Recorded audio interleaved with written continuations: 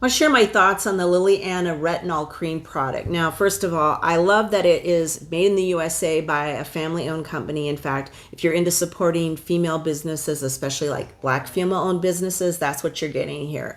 It's an anti-aging retinol complex.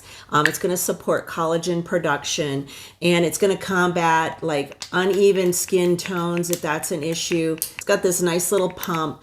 It's infused with vitamin A, hyaluronic acid, and vitamin E. And it's vegan. It's got clean ingredients, non-GMO, paraben-free, which is really important to me.